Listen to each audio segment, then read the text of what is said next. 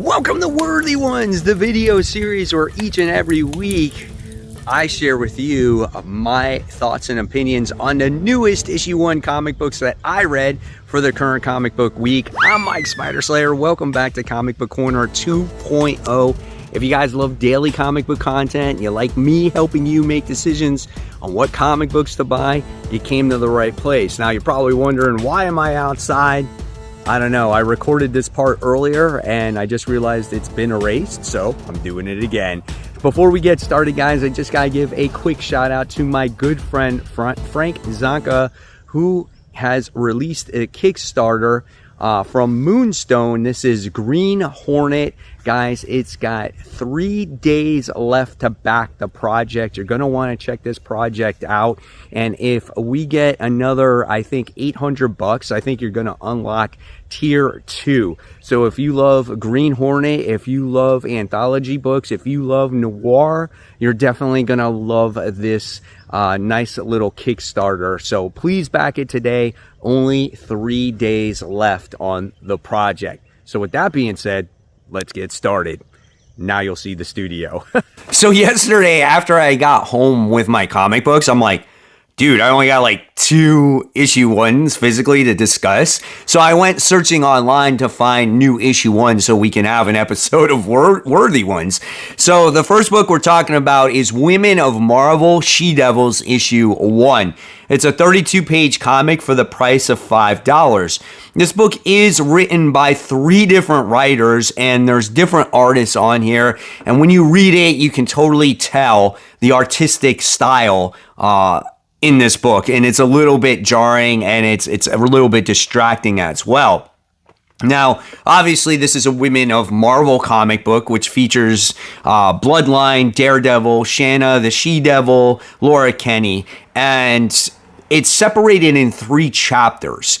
What I would have loved to seen better in this comic book is, instead of rushing through it, why not actually make, I don't know, 3 separate issues? Because there is a story here, but it just felt very rushed. You could have done a story with Shanna. You could have done a story with like Laura and Daredevil, Elektra, and you could have done a story with Bloodline in there, and it probably could have been a much better story. Now, the first part of the story had the best storytelling and the best artwork, in my opinion here, as we get to see Shanna deal with this like demonic entity, right? And it was cool seeing the action there, her fighting it off and things like that. And then it winds up getting passed along to Laura Kinney, and I think it was Daredevil in there. And you just get to see kind of just some, like, I don't know, it felt like some pointless fighting and things like that. It just didn't have very much depth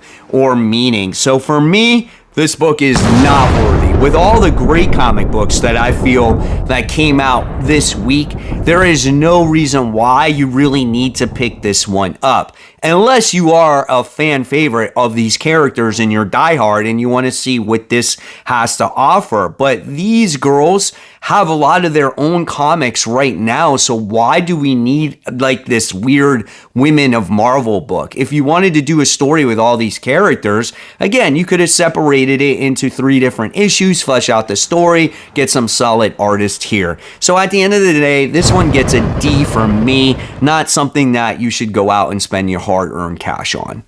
Captain America and Volstagg. This is issue 1. It's a 36-page comic for that price of $5. This book is written by J. Michael Straczynski, and the art is done by Bernard Chang. Now, the artwork in this comic is actually pretty good. I like the beginning of it, as we get to see Captain America like driving his motorcycle, you know, fighting the common threats. It's no one that's super powered. And right from the start, it really grabs you, right? And that's what I liked about the book from the opening pages. And then he gets teleported from the Rainbow Bridge, and then he winds up being recruited by Volstagg and doing a particular mission by going to this, I think it's this other world where Volstagg has been working with this female and trying to stop the common threat there that continues to happen.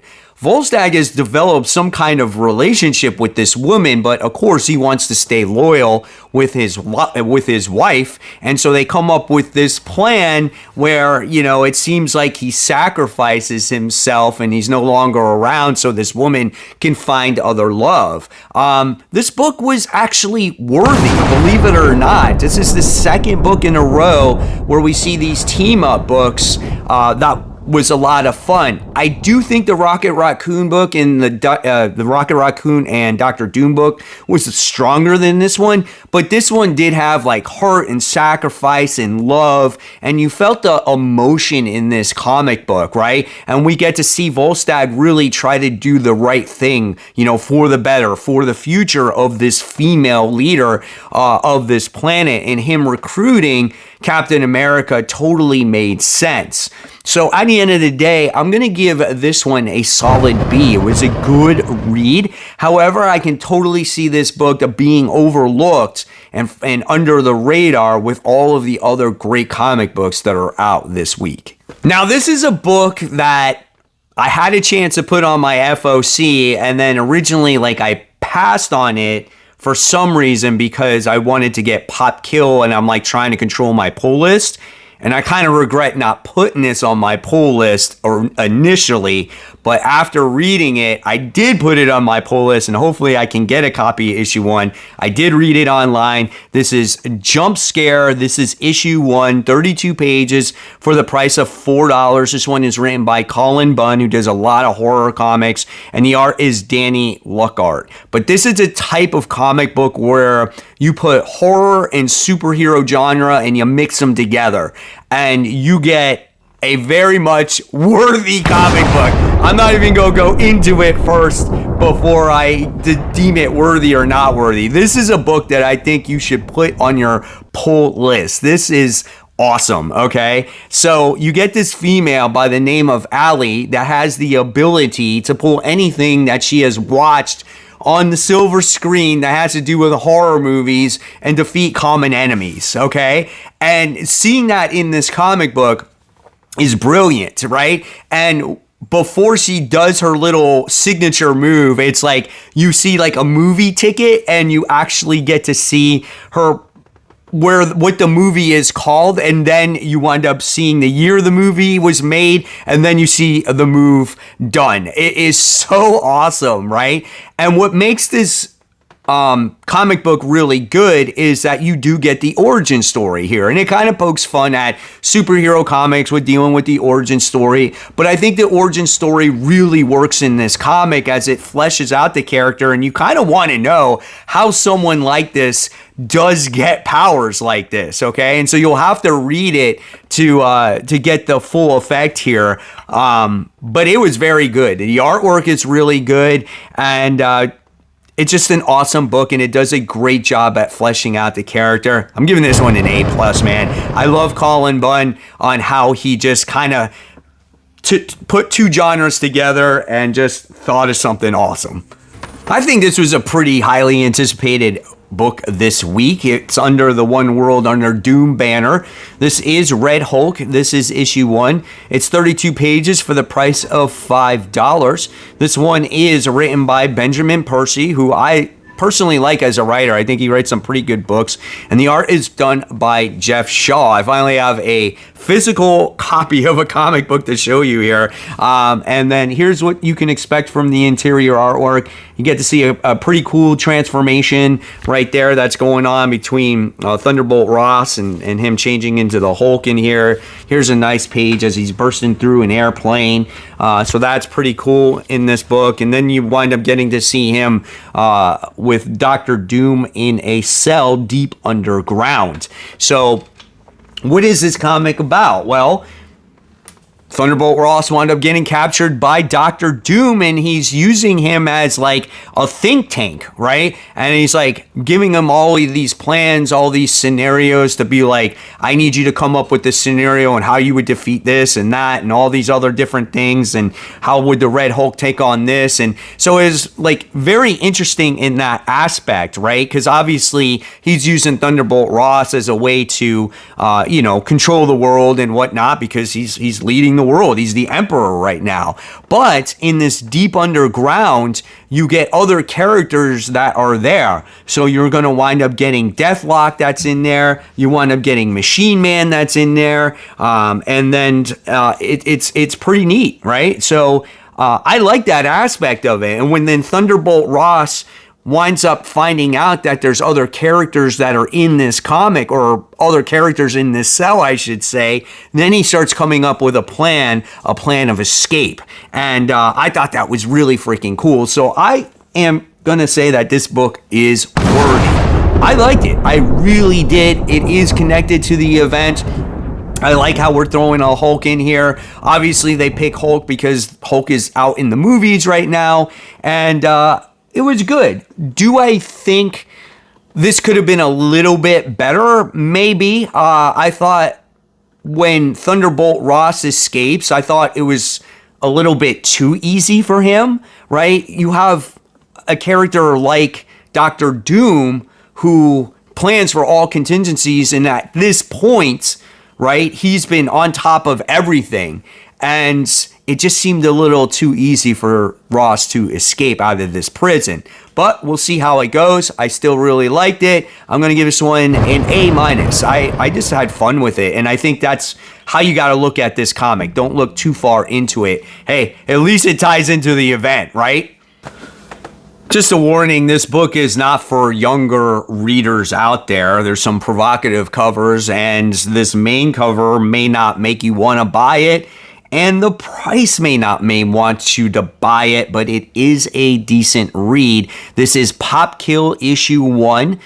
This book is a $7 comic. I think it's like 32 pages in here. This one is written by Dave Johnson and Jimmy Palmiotti, and the art is done by Juan Santa Cruz. The artwork is pretty good in this comic, and it's a pretty solid story, let me tell you. There's definitely some in-depth storytelling in here. It's not like just filled with pictures to where it's like, oh, this is going to be a 5-minute read, and I just paid $7 for nothing, right? There's actually a well-thought-of plot, and I guess from what I heard, this may have been a story that came out previously. I'm not 100% sure. I don't know if it was a Kickstarter or something that was in the works and then it finally came out.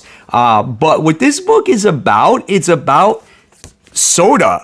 It's about soda companies, right? And the soda companies here are called Popsco and Fizz One, and it takes place in Japan. And we have two brothers that own these soda companies that are at it with each other. They try to sabotage each other's company, right? And in this comic book, you wind up getting this hitman that is hired by, I think it's Fizz One. I think that's the name of the company, to try to find out this secret formula that this woman is coming out with to make unlimited carbonation in your soda so it doesn't go flat. So this guy is hired, and the hitman is kind of a pervert here. Like he likes to have these relationships with this women, and and he starts trying to build this relationship with her to maybe try to get the formula from her. And if he can't get the formula from her, he's going to wind up killing her, right? So seeing the character development in this book was really good. So this book is actually really worthy. I had a good time to see these companies go back and forth with this soda thing. And there's actually a third soda company in the mix as well. But seeing this hitman here was pretty good, because he's just not just this hired random character, right, that just goes out and kills people.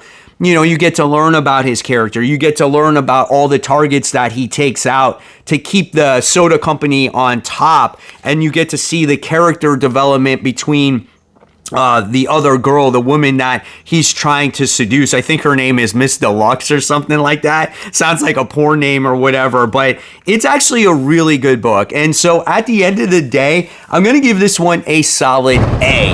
Not an A+. Again, I can see this price being a little bit steep for people, and they might not going to want to check it out, but it is a good read, and I am curious to see what issue 2 has to offer. There you have it, guys. There is this week's episode of Worthy Ones. Hopefully you enjoyed it. Are there other issue ones that you read this week? Let me know in the comments below. There wasn't too many of them. I don't think DC had any. And as always, guys, check out more content right here for you to click on. Support those local shops. Keep buying. Keep collecting. But always remember, read the comics so we can have great comic conversation. And if you guys are into the whole entire shebang when it comes to comic book reviewing, check out After the Pull on Mondays where I talk about the rest of those comic books. Guys, thank you so much. I'll see you real soon. Bye.